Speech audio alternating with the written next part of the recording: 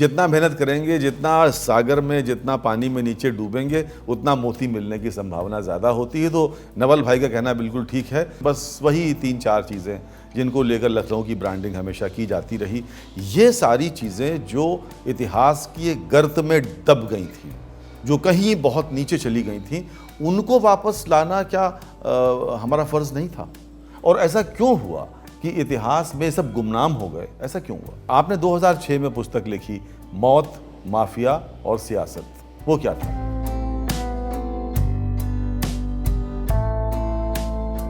नमस्कार मित्रों, आज की शुरुआत अर्जुन सिंह चांद के शेर के साथ। लश्कर भी तुम्हारा है, सरदार तुम्हारा है, तुम झूठ को सच लिख दो, अखबार तुम्हारा है।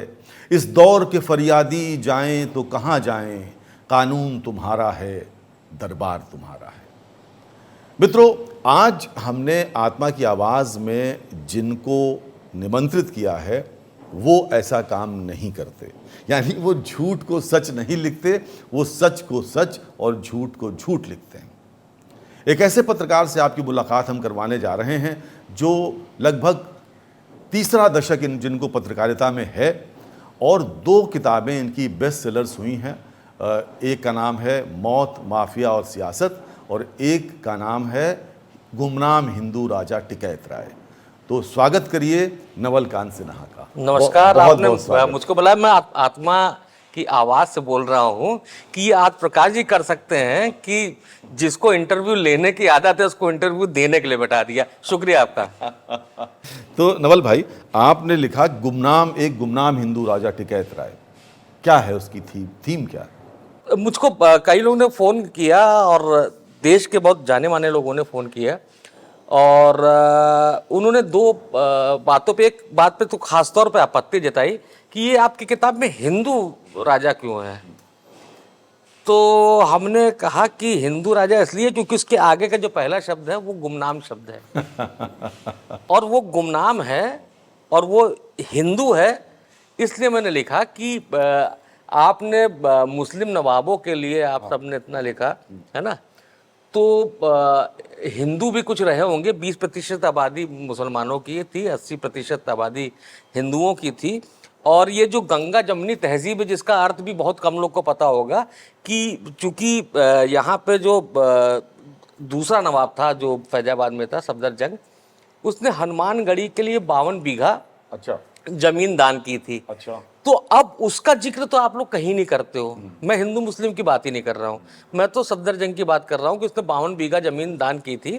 उसके वजह से ही, चूंकि ये जो अवध राज्य था वो गंगा यमुना के दोआब क्षेत्र में था और वहाँ पे जहाँ पे मुसलमानों की पहचान थी कि वो लूटते हैं, मंदिर तोड़ते हैं, ध्वंस करते हैं, वहाँ पे एक नवाब आया कि वो चूँकि उसके बच्चे की तबीयत ख़राब थी और हनुमान जी से प्रार्थना की गई, ठीक हो गया, तो उसको लगा कि मंदिर बनाना चाहिए। तो यहाँ से एक मुसलमान ऐसा है जिसको लगा कि नहीं, हमको जो है हिंदुओं भी हमारे हैं, उनके संग हम रह रहे हैं, ये लोग हमको सपोर्ट करते हैं, तो उन्होंने इतनी जगह दान की। तो उसका भी आप लोग जिक्र करते हो। उमराव जान पूछूंगा तो आप सब पूरा देश बताएगा, है ना। तो केवल कबाब शबाब और नवाब के सिवा अगर लखनऊ में कुछ नहीं था तो ये मेरी कमी होगी किताब में।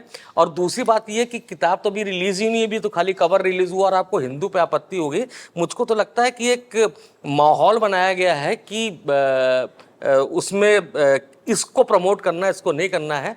अब मैं कोई इतिहासकार नहीं हूँ, ना मुझे इतिहास सिद्ध करने की या रिसर्च करने की अनुभव है, जानकारी है। मैं एक शुद्ध पत्रकार हूँ और मेरा ननिहाल टिकैत राय तालाब कॉलोनी के पास था, तो बचपन से मैं टिकैत राय शब्द सुनता था। नानी से जब टहलाने ले जाती तो पूछता भी था टिकैत राय कौन थे, वो कहते कोई बड़े आदमी थे।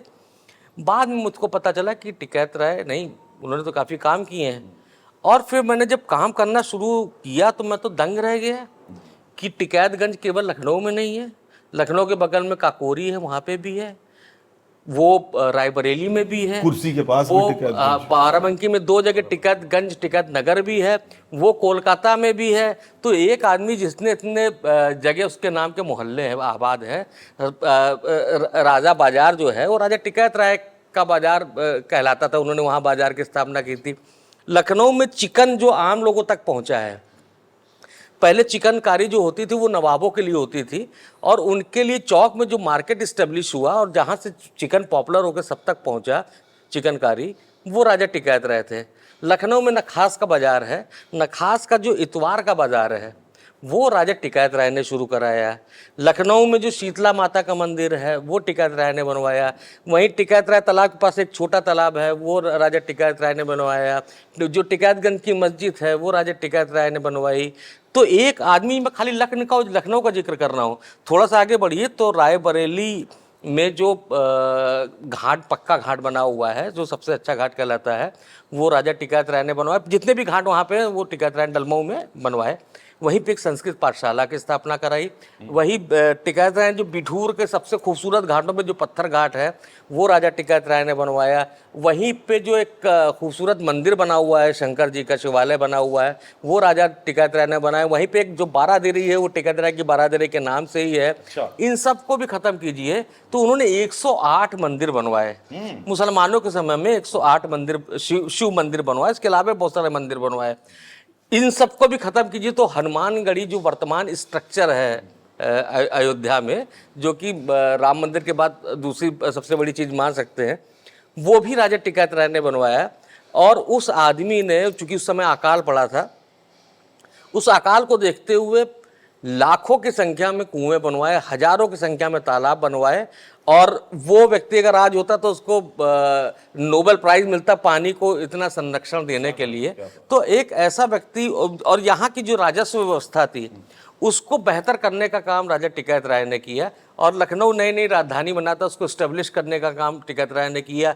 यहाँ जो तमाम इमारतें उसमें तमाम आइडियाज़ राजा टिकैत राय के हुआ करते थे। तो एक ऐसा व्यक्ति, आपसे मैं कहूँगा कि हम लोग लखनऊ में रहते हैं, आप कभी जाइए लखनऊ में काकोरी में, वहाँ बेहटा नदी का एक पुल है, एक नया बन गया एक पुराना वाला देखा, बड़ा बेहतरीन लगता है, बहुत ही खूबसूरत पुल है। वो उस जमाने में राजा टिकैत राय ने बनवाया, तो वहाँ पत्थर भी लगा हुआ है। और वहाँ पे जो शिव जी का मंदिर वो भी टिकैत राय बनवाया। बेहटा नदी का जो घाट है वो टिकैत राय ने बनवाया। थोड़ी दूर पे में जो मस्जिद है वो टिकैत राय ने बनाई है। तो एक ऐसा व्यक्ति जिसको हमको जानना चाहिए उसको हम नहीं जानते, उमराव जान को जानते हैं। तो इसलिए मुझे लगा कि किताब लिखनी चाहिए और मैंने किताब लिखी। ये हैं बेबाक नवलकांत सिन्हा, पत्रकार हैं, वरिष्ठ पत्रकार हैं, और इनकी किताब एक गुमनाम हिंदू राजा बहुत पॉपुलर हो रही है। और इसीलिए आत्मा की आवाज़ में आज हम इनकी आत्मा की आवाज़ आप तक पहुंचा रहे हैं। तो जब आपने रिसर्च करनी शुरू करी टिकैत राय साहब पर, तो आपने कहाँ कहाँ गए और क्या क्या चीज़ें आपने रेफरेंस में ली? देखिए, मैं आपसे एकदम सच बोलूंगा। बिल्कुल, आत्मा की मुझको, आवाज़। हाँ, एकदम मैं सच बोल रहा हूँ, एकदम साफ वही से आपके इस पॉडकास्ट में बोल रहा हूँ, एकदम सच, कि इसमें मेरा कोई योगदान नहीं है। मेरा योगदान इतना है कि मुझको लगा कि इस व्यक्ति पे किताब लिखी जानी चाहिए। उस पर मैं काम करने लगा तो मुझको बहुत सारे कंटेंट मिले, अच्छा, जिसके आधार पे किताब बन सकती थी। लेकिन उसके बाद का जो रिसर्च किया तो वो मेरी अगर 200 पेज की किताब बन गई, वो मुझको लगता है कि माँ सरस्वती की कृपा थी या टिकैत राय जी की कृपा थी कि मैं कुछ ऐसा लिखूं कि उनकी जो ख्याति होनी चाहिए वो लोगों तक पहुंचे। और मैं आपको बताऊं कि जब मैं रिसर्च करने लगा तो उसके लिए आपको सालों लगते हैं। मुझको जो लास्ट का जो हिस्सा होता है वो केवल 2 महीने में वो मुझे मटेरियल अवेलेबल हो गया। और ये मुझको लगता है कि मेरे लिए ईश्वर ने या जो भी चाहता होगा मुझसे लिखवाना, प्रकृति ने, उसने मुझे मौका दिया और ये मैंने किताब लिखी। अच्छा, कितना वक्त? 2 महीने में? नहीं, किताब के लिए तो बहुत लंबे समय से सोच रहे थे, लेकिन उसको स्वरूप देने में 3 महीने और लगे। 2 महीने जो लास्ट के थे उसमें जो कंटेंट मिला वो मुझको ईश्वर की कृपा से मिला। और मैं ये मानता हूँ मेरे अंदर इतनी क्षमता नहीं थी। मुझे तमाम ऐसे राइटर मिल गए जिन्होंने जो ट्रैवलॉग लिखते थे दुनिया के। तो मुझको लगा कि यूरोपियंस ट्रैवलॉगर्स आए, उन्होंने लिखा है ना, तमाम अंग्रेज अफसर हुआ करते थे, उन्होंने लिखा, तमाम अभिलेखागार में टिकैत राय दर्ज है वहाँ। मतलब एक आदमी जिसकी सब चीज़ लिखा पढ़ी में, मेरी किताब में कोई हवाई चीज़ें नहीं है, जो सब चीज़ें लिखा पढ़ी में। बस मेरा काम इतना रहा कि मैंने जैसे आपको अलग अलग जगह गिनाई, तो कोई जानता होगा कि हाँ, बाराबंकी में जो टिकैत नगर है वो टिकैत राय का बसाया हुआ है। लखनऊ वालों को पता है कि टिकैत राय तालाब यहाँ पे ये टिकैत राय ने बनवाया है। लेकिन सब जगह जो बन के था वो इकट्ठा करने का काम मैंने काम किया है। तो मेरा बहुत बड़ा योगदान नहीं है, मेरा योगदान ये है कि ऊपर वाले की इच्छा से ऐसा हो पाए। अच्छा, कभी कभी मैं सोचता हूँ तो मैं समझ नहीं पाता कि लखनऊ की ब्रांडिंग बस वही 3-4 चीज़ें जिनको लेकर लखनऊ की ब्रांडिंग हमेशा की जाती रही, ये सारी चीज़ें जो इतिहास की एक गर्त में दब गई थी, जो कहीं बहुत नीचे चली गई थी, उनको वापस लाना क्या हमारा फ़र्ज़ नहीं था? और ऐसा क्यों हुआ कि इतिहास में सब गुमनाम हो गए? ऐसा क्यों हुआ? बिल्कुल, बहुत आपने अच्छा सवाल पूछा है। मैंने जितना पढ़ा, जितना समझा, उसमें मुझको समझ में आया कि दरअसल हुआ ये कि लखनऊ की हिस्ट्री को लोगों ने एंटरटेनमेंट बना दिया है। जब भी लखनऊ की हिस्ट्री की बात हुई तो कोई कोमल सा नवाब दिखा दिया गया है ना। कभी खाली कबाब वबाब की बात होती रही, कभी मुजरे की बात होती रही। आप राजा से क्या उम्मीद करते कि वो खाली मुजरा देखता होगा? आप राजा से क्या उम्मीद करते हो वो खाली खाना खाता रहा होगा? या झूठी झूठी कहानियां कि वो आसिफउद्दौला उतरे तो वो युद्ध नहीं कर पाए, कि उनकी चप्पल उनको पहनाने वाला कोई नहीं था। ये तो हुआ ही नहीं। तो उनसे जब कहा गया अंग्रेजों ने कि आप बटियाबुर चले जाइए, वो चले गए थे। तो यहाँ तो युद्ध भी नहीं हुआ था। तो ये फिर कैसे फैला दिया गया? या जो एक हम भी बोलते थे, बीसों मन से मैं खुद बोल चुका हूँ कि जिसको ना दे मौला उसको दे आसिफउद्दौला। वाजिद अली शाह की बात आप शायद कर रहे मैं पहले वाजिद अली शाह की बात करता, अब मैं आसिफउद्दौला की बात पे आ गया हूँ कि जिसको ना दे मौला उसको दे आसिफउद्दौला। तो मैंने भी कई बार मंच पे बोला है, लेकिन बाद में जब इस बुक पे काम करने लगा तब मुझको पता चला कि ये आसिफउद्दौला तो ऐसा व्यक्ति था कि जो इनकी माँ थी, मतलब शुजाउद्दौला की पत्नी, तो शुजाउद्दौला की मौत के बाद इनको नवाब बनाया गया। तो इनकी माँ मजबूत मतलब रानी थी। अगर उनको नवाब बना दिया गया होता तो हमको लगता है कि जो है अवध और रिच और बहुत बेहतरीन होता, क्योंकि वो बहुत शक्तिशाली महिला थी और बड़ी डिवोटेड महिला थी। लेकिन आसिफउद्दौला को लगा कि माँ के संग रह के तो माँ से हम जीत नहीं पाएंगे, क्योंकि वो बहुत मजबूत महिला थी। तो उन्होंने क्या किया, अपनी राजधानी ही शिफ्ट कर दी। उन्होंने फैजाबाद से राजधानी लखनऊ ले आए। माँ से दूर। माँ से दूर, कि उनसे दूर रहेंगे तो उनका प्रभुत्व नहीं रहेगा। तो यहाँ पे ले आए राजधानी। और यहाँ पे जब रहने लगे तो पैसे की ज़रूरत थी। अंग्रेज़ों का भी बहुत कर्जा था इनके ऊपर, और इनके पास जब पैसा कम था, अंग्रेज़ों को भी पैसे की ज़रूरत थी, तो इनको लगा कि माँ तो मुझे पैसा देगी नहीं। फिर अंग्रेज़ों से उन्होंने डील की कि वहाँ पे उन पे दबाव बना के पैसा लिया जाए। तो यहाँ से बाकायदा सेना भेजी गई, पूरा अंग्रेज़ों का सपोर्ट था। और जो बहू बेगम थी, मतलब कि आसिफउद्दौला की माँ, और उनकी जो सास थी जिनको नवाब बेगम कहा जाता था, वो भी बहुत इस्टेब्लिश थी। तो पूरा का पूरा सिस्टम आसिफउद्दौला ने ऐसा किया कि पूरा पैसा जो खींच के मेरी तरफ आ जाए। उधर अंग्रेज़ों का भी दबाव था, तो वहाँ युद्ध की स्थिति हो गई थी। फिर जो बहू बेगम थी, उन्होंने कहा कि अपने बेटे से क्या युद्ध करेंगे, तो उन्होंने अपनी प्रॉपर्टी, अपनी संपत्ति छोड़ दी। तो अब आप सोचिए कि जो लड़का अपनी माँ के खिलाफ युद्ध करने चला जा रहा हो, अपनी दादी के खिलाफ युद्ध करने चला जा रहा हो, जिसके ऊपर अंग्रेज़ों का बाकायदा कर्जा बना हुआ था, और लगातार वो रिक्वेस्ट कर करके उसको डेट आगे बढ़वाता था, उसका ब्याज भी बहुत ज़्यादा होता जा रहा था। तो वो कैसे कह सकते हैं कि जिसको ना दे मौला उसको दे आसिफउद्दौला? बिल्कुल बिल्कुल बिल्कुल। तो जब आप ये रिसर्च कर रहे थे तो आप ऐसे कई चीज़ों से दो चार हुए होंगे जो जो जो गलत फहमियाँ लोगों ने पाल रखी हैं, या जो गलत प्रचार लोगों ने कर रखा है। बिल्कुल बिल्कुल। और अगर आपका तो प्रोग्राम जर्नलिस्ट भी देखते हैं, है ना, और पढ़े लिखे लोग तो बहुत बड़ी संख्या में है ही है। अब मैं कहूँ पढ़े लिखे तो जर्नलिस्ट पढ़े लिखे लोगों का एक पार्ट जर्नलिस्ट, ये मैं कहना चाह रहा था। जी। तो जैसे मैंने कोई मंदिर देखा, अब उस मंदिर पे मैं क्या करूँगा, मैं इंटरनेट पे रिसर्च करूँगा। अब इंटरनेट में जो 5-7 अंग्रेजी हिंदी के बड़े अखबार हैं, उनको ही आप ऑथेंटिक मानेंगे कि ये लिख रहे हैं तो सही लिख रहे हैं। अब एक मंदिर के बारे में मैंने पढ़ा कि ये मंदिर 500 साल पुराना है। अच्छा। और इसको नवाबों ने बनवाया था। तो ठीक है, कोई किसी बड़े अखबार में, किसी बड़े अंग्रेजी अखबार में वो छपा हुआ है, वो मतलब उनकी वेबसाइट पे, उसी की कोई हिंदी एक बड़ा अखबार है, फिर तीसरा हिंदी का बड़ा अखबार है। तो पढ़ा, लेकिन अब चूंकि मैं जर्नलिस्ट हूँ, जर्नलिस्ट तो हर चीज में लॉजिक ढूंढता है। तो जब 1775 में राजधानी बना लखनऊ, तो 250 साल टोटल हुए हैं। 500 साल पुराना मंदिर है, तो फिर नवाब ने, या तो नवाब ने नहीं बनवाया है, ये झूठ है, या मंदिर 500 साल पुराना नहीं, ये झूठ है। तो वो निकला यही कि उन्होंने क्या किया कि जो पहला पत्रकार गया होगा इन तमाम अखबारों का, उसने लिखा होगा कि मंदिर 500 साल पुराना, नवाबों ने बनवाया, ठीक है, नवाबों ने, या मान लीजिए टिकैत राय नवाब का हिस्सा थे, उनके वजीर हुआ करते थे, तो ये मान लेते कि नवाबों ने बनाया, लेकिन वो 500 साल नहीं था। लेकिन एक वक्त हम लोग क्या करते हैं, रिपोर्टिंग के उतना समय भी नहीं होता, गए वहाँ पे पंडित जी से पूछा, पंडित जी ने कहा हम इतिहास लिख रहे हैं, हम खबर खाली नहीं लिख रहे हैं। तो हम लिख रहे हैं कि उस मंदिर के इतिहास पे हम बात कर रहे हैं। पंडित जी के 500 साल पुराना है बेटा।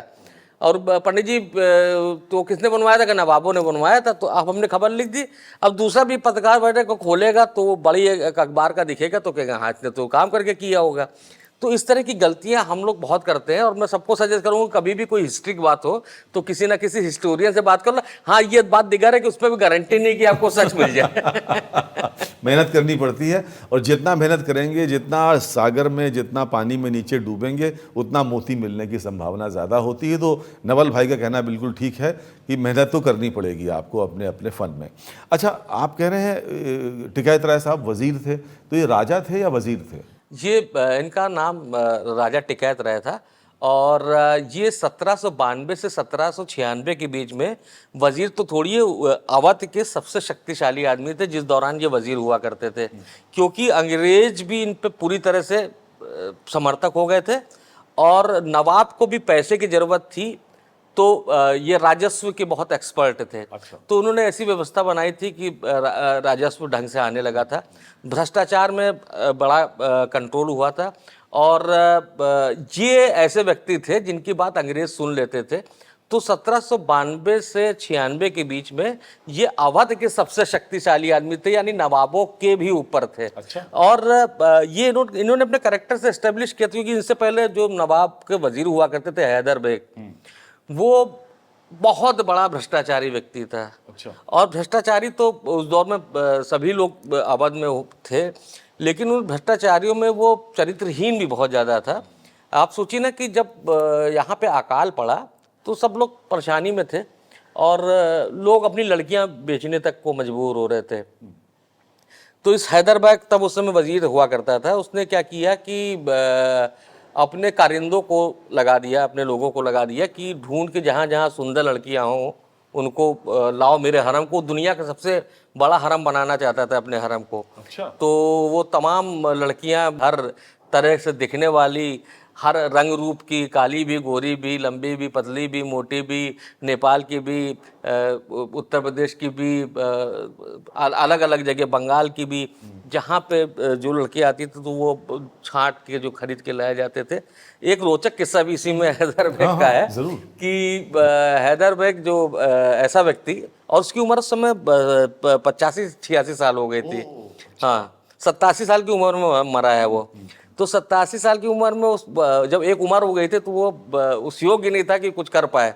तो इतनी सारी तो उसके भरम में रौनक थी, लेकिन वो किसी लायक नहीं था। तो वो उसने फिर अपने कहा कि कोई बढ़िया हकीम ढूंढो। तो वो हकीम कहीं ढूंढे गए, कोई उनका इलाज ही नहीं कर पा रहा था। एक हकीम मिले तो उन्होंने एक कोई दवा बताई, उसको पान के संग खाना था, और कुछ तरीके बताए कि इसको ऐसे भिगो के ऐसे करके आप पान खाइए। तो वो पान खाए तो उसका असर हुआ, और उनका उस रौनक का वो आनंद भी लेने लगे। लेकिन गलती उनसे ये होगी कि उनको हकीम साहब ने कहा था कि 2 पान से ज़्यादा ना खाना, और उन्होंने उससे ज़्यादा पान खा लिए तो उसी में मर गए वो। ओहो, अच्छा, ये सब रिकॉर्डेड हिस्ट्री में है? ये सब रिकॉर्डेड हिस्ट्री किताबों में लिखा। मैंने जितनी भी चीज़ लिखी है, मैंने कोई रिसर्च करने, कोई स्पॉट रिपोर्टिंग नहीं, रिपोर्टर की तरह काम नहीं किया। मैंने काम किया कि जो कागज़ पे लिखी हुई चीज़ें हैं और जो ऑथेंटिक लोगों ने लिखी है, उनके डॉक्यूमेंट उठा के उस पर मैंने काम किया और उस पर लिखा है। अच्छा, आपने 2006 में, दोस्तों नवल कांत सिन्हा जी हैं, पत्रकार हैं, लेखक हैं, आपने 2006 में पुस्तक लिखी, मौत, माफिया और सियासत। वो क्या था? मैं असल में ये मेरे जर्नलिज्म से ही जुड़ा हुआ मामला है कि मैं जब स्वतंत्र भारत में हुआ करता तो माधवकांत मिश्रा जी यहाँ पे संपादक होके आए थे। एक दिन उन्होंने मुझको जो है क्राइम बीट दे दी। अब क्राइम बीट ऐसी हो तो बॉस के लिए, उसके लिए बहुत डिवोटेड लोग होते हैं, वो क्राइम रिपोर्टर मन से हो जाते हैं, उसके सिवा कुछ कर नहीं सकते हैं। अब वो हमारे साथी लोग नाराज हो गए और मैं संपादक जी के पास गया। हमने कहा सर ये क्या कर दिया, मुझे क्राइम दे, कोई साइकिल लूट के ले जा रहा है, कोई कुछ लूट के ले जा रहा है, कोई रात में छूट जा रही है 2 बजे। सर ये सब तो मेरे टेस्ट की पत्रकारिता थोड़ी है। कह रहा कैसी बात कर रहे हो, इसके लिए इतनी मारा मारी, इतने मंत्रियों को फोन आ चुके हैं और मैं तुमको दी। हमने कहा सर मुझसे नहीं हो पाएगा, मुझको माफ़ कीजिए। तो कह रहे अभी देखो 1-2 महीने बाद खैर उन्होंने मुझको दया खाई और मुझको फिर एजुकेशन और इस तरह की बीट दे के मुझको किनारे कर दिया। तो फिर मैं बनारस गया 2003 में, सहारा टीवी ज्वाइन किया मैंने। तो मुझको लगा कि यार मैंने सब बीट्स पे काम किया है, क्राइम पे ढंग से काम नहीं किया है। तो वहाँ पे मैंने बहुत सारी चीज़ें अपनी आंखों से देखी। और पूर्वांचल एक गढ़ एक दौर में अभी भी है, लेकिन उस ज़माने में बहुत बड़ा गढ़ हुआ करता था। और मुख्तार और ब्रिजेश की दुश्मनी तो बहुत फेमस ही रही है। तो मुझको लगा कि ये लोग आए कैसे पॉलिटिक्स में। मुख्तार तो विधायक था उस समय, अतीक भी विधायक था। तो मुझको लगा कि ये लोग पॉलिटिक्स में आए कैसे। तो क्रिमिनलाइजेशन ऑफ पॉलिटिक्स पे किताब होनी चाहिए, ताकि खबरें तो रोज छपती हैं, लेकिन जो समझना चाहे बिल्कुल ठीक तो उनको बात है। पता होना चाहिए कि कैसे कैसे किस स्टेप से बढ़ते गए। तो उसमें था कि पहले कई नेताओं ने जो है इस्तेमाल करना शुरू किया माफियाओं का वोट पड़वाने में। और उस समय में बूथ कैप्चरिंग भी बहुत होती थी। और कुछ अपने इलाके में नेता वो ये माफियाओं का प्रभुत्व होता था। तो वो लोग चुनाव में आने लगे और चुनाव जितवाने लगे, उसके बदले में नेताओं से काम भी लेते होंगे। उस कुछ दिन बाद उनको लगा कि यार जब हम चुनाव जितवा सकते हैं तो हम खुद भी जीत सकते हैं। आप देखे होंगे उसके बाद कई माफिया आपने देखे हैं जो चुनाव जीते और लंबे समय तक लगातार जीतते रहे। ये भी एक रिसर्च का विषय था कि ये जीतते ही क्यों हैं। तो पता चला कि एक आम आदमी जब चुनाव जीतता है तो उसके पास जो आय का स्रोत होता है वो पॉलिटिक्स ही होती है। तो वो पॉलिटिक्स से पैसा कमाता है। तो वो क्या करता है कि उसकी जो सांसद नीति होती है, विधायक नीति होती है, और इधर उधर जो काम करा लो उसके जो कमीशन होते हैं, वो उसकी आय का मुख्य आधार हो जाते हैं। एक माफिया जो होता है उसका धंधा पॉलिटिक्स नहीं होती है, उसका धंधा तो माफियागिरी होती है, उसकी तो फिरौती आती है चारों तरफ से। तो वो क्या करता है कि जितना भी पैसा उसको निधि से मिलता है, जितना भी काम होता है, वो एकदम ईमानदारी से काम करवाता है, उसमें कोई पैसा नहीं खाता। दूसरी बात, जो लोगों की समस्याएं होती तो उसके बाद तो लूट का इतना पैसा आ ही रहा है, उससे भी लोगों की मदद कर देता है। तो वो एक रॉबिन हुड की छवि हो जाती है कि भाई ये चाहे दुनिया क्या कहे, ये तो हमारे लिए हमेशा खड़ा होता है, ये तो हमारी बेटी की शादी भी करवा देता है, ये तो ये भी कर देता है, ये तो हमारे ज़मीन के झगड़े बैठ के निपटा देता है 2 मिनट में। और किसी दूसरे विधायक से कहें तो कहता था हाँ फ़ोन कर दिया, वो कुछ हो ही नहीं रहा है। तो ये लोग इस्टेब्लिश होने लगे। और मैंने कई चुनाव में भी, कवरेज में भी बूथ कैप्चरिंग अपनी आंखों से देखी हैं। मुख्तार और कृष्णानंद राय का जो झगड़ा था, और जो वहाँ पे चुनाव हुआ था 2004 का लोकसभा का चुनाव। तो मैं तो उस चुनाव में गया था। और ये हुआ था कि सवेरे जाना है और रात तक गाजीपुर से लौट आएंगे। और मैं सवेरे ही वहाँ पे, एक दिन पहले रात को पहुँच गया, तो सवेरे ही देखा कि एक बीजेपी कार्यकर्ता की हत्या हो गई। अब जब हत्या हो गई तो फिर तो वहाँ पे एकदम माहौल ही बदल चुका था। उसके बाद उस दिन 3 हत्याएं हुई थी और तीनों बीजेपी कार्यकर्ता मारे गए थे।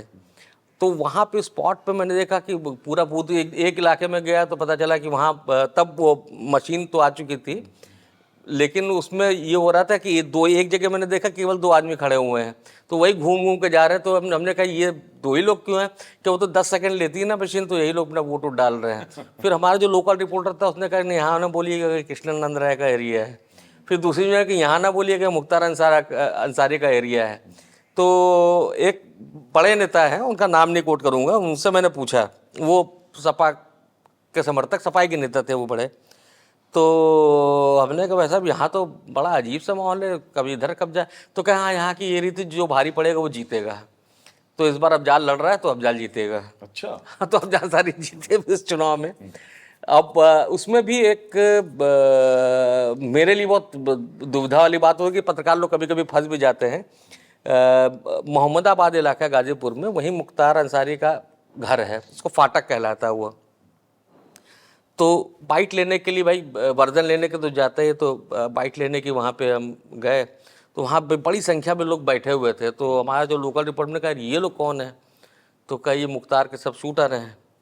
तो हमने कहा अच्छा ठीक है, क्योंकि मर्डर हो चुका था तो फ़ोन आ गया, मैं फ़ोनों में बोलने लगा ऐसा हो गया वैसा हो गया, बीजेपी कार्यकर्ता की हत्या कर दी गई और विरोधियों ने कराई, ये सब जो बोलता है टीवी में एक रिपोर्टर, मैं बोल रहा था। और एक शांतनु करके हमारा कैमरामैन था, जो उस समय एक चैनल में है बनारस में ही, रिपोर्टर है वहाँ पे, तो वो अंदर घुस गया मुख्तार के कमरे में शूट करने के लिए।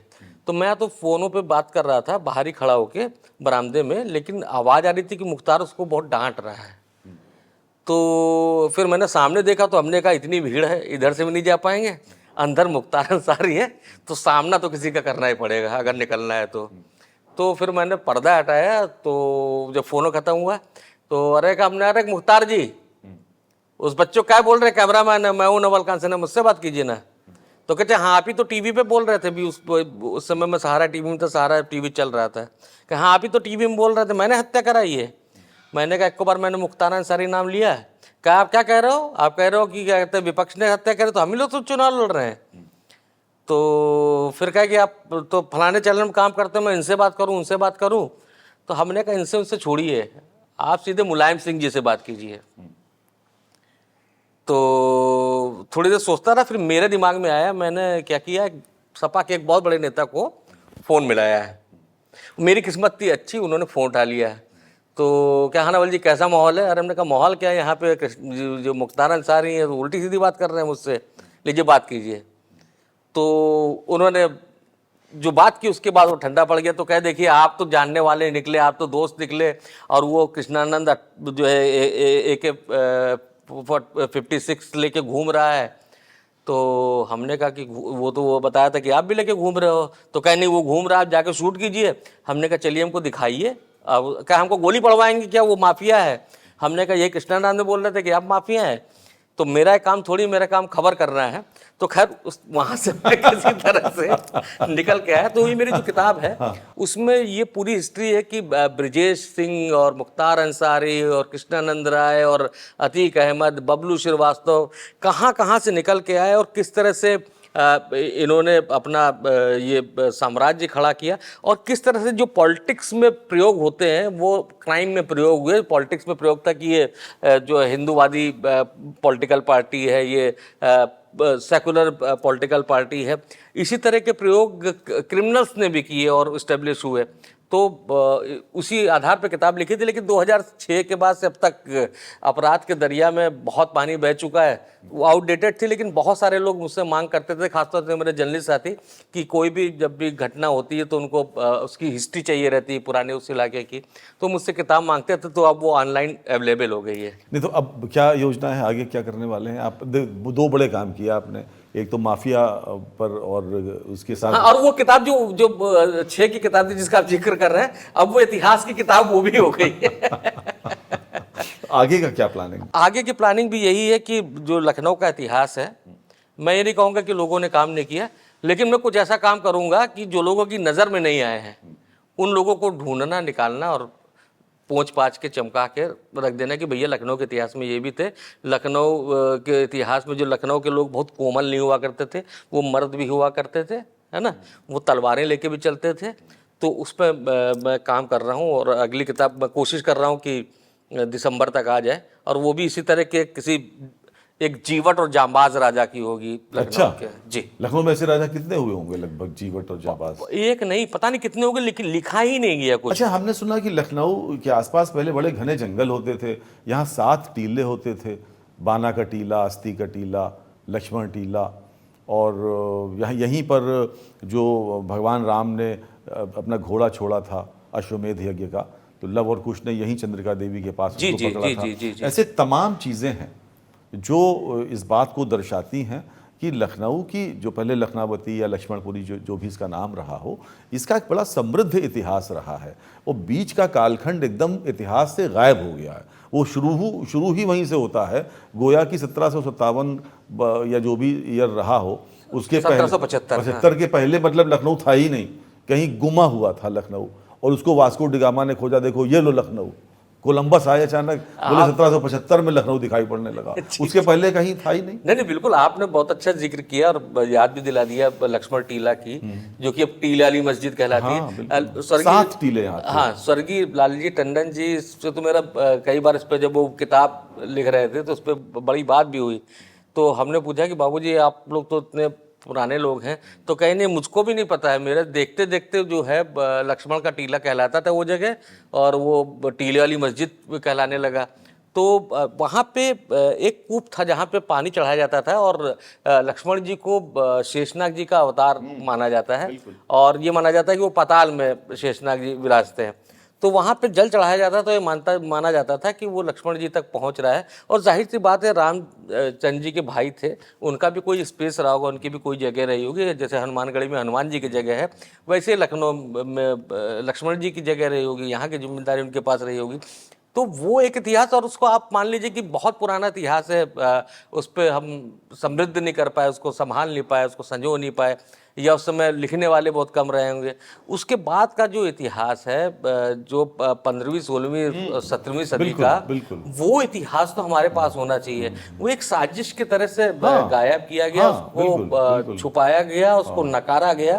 और जो लोग योग्य थे, जो लोग रखे थे इतिहास, जैसे आपने कहा 7 टीले थे, है ना, अगर आप ये पॉडकास्ट न किए होते और ये 7 टीले नहीं रिकॉर्ड हुए होते, तो हो सकता है कि 3-4 शताब्दी बाद ये 7 टीले की बात छुप जाती। लेकिन अभी अगर 300 साल बाद कोई बच्चा देखेगा, जो कि वो किताबों से कम पढ़ेगा, वीडियो से ज्यादा देखेगा, तो कहेगा हाँ 7 टीले, प्रकाश जी जो इतने बड़े विद्वान थे उन्होंने कहा था। वो इटौंजा के पास बाणासुर की राजधानी बाणा का टीला वहाँ था। अस्थि का टीला में तो खुदाई करवाई ASI ने, और नीचे तमाम आर्टिफैक्ट्स मिले। तो अच्छा, अब अवध का मतलब जहाँ कभी वध ना हुआ हो, वो अवध है, लखनऊ, और वहाँ पर सारी नॉनवेज की कुजीन ही कुजीन है। और जो ओरिजिनल कुजीन है, जो रसाजे हैं, लोनबरिया है और गुलगुले हैं, उस सब की बात करने वाले लोग बहुत कम हैं। तो अवध की कुजीन के बारे में कुछ आप बताएं। नहीं, बहुत अच्छा आपने बोला, गुलगुले का जिक्र कर दिया। तो ये लोनबरिया बचपन में हमारे बनती थी, माता जी बनाती थी। मेरे अभी भी बनती है, खरीका मेरे अभी बनती। लेकिन मैं आपको बताना चाह रहा हूँ कि कैसे चीजें गुम होती हैं। मेरे जन्मदिन पे तो हम लोग का कोई जन्मदिन कोई शानो शौकत से नहीं मनता था, और वो केक वेक भी नहीं कटता था, लेकिन सवेरे मेरी माता जी मुझे गुलगुला खिलाती थी और टीका करती थी। और मेरा भी वो गुलगुला बंद हो गया है, और मेरे बेटे को गुलगुला अच्छा नहीं लगता है। तो समस्या ये हो कि हमने अपनी जो रवायत थी, अपनी जो चीजें थी, उनको सहेजने की भी कोशिश नहीं की। बुरा मानिएगा, ये हमारी भी गलती है, ये आपकी भी गलती है, हम सबकी गलती है। हम लोग ठीक है, कबाब अच्छे होते तो कबाब भी खाइए, किस पे रोक टोक है ना। लेकिन और भी चीज़ तो अच्छी थी लखनऊ में। कोई भी बात करता है कि वो अच्छा आपके तो कबाब फेमस है। अरे हमने कहा हमारे सब क्या चीज़ नहीं फेमस है। टिक्की, आप हमारे टिक्की खा लीजिए, आप हमारे समोसे खा लीजिए, आप हमारे आएंगे इतनी वैरायटी मिल जाएगी। कोई निकला है कि यहाँ के खस्ते खा लीजिए, खस्तों में भी वैरायटी है, कहीं मुलायम खस्ता मिलता है, कहीं कड़ा खस्ता मिलता है, कहीं कनस्तर वाला खस्ता मिलता है।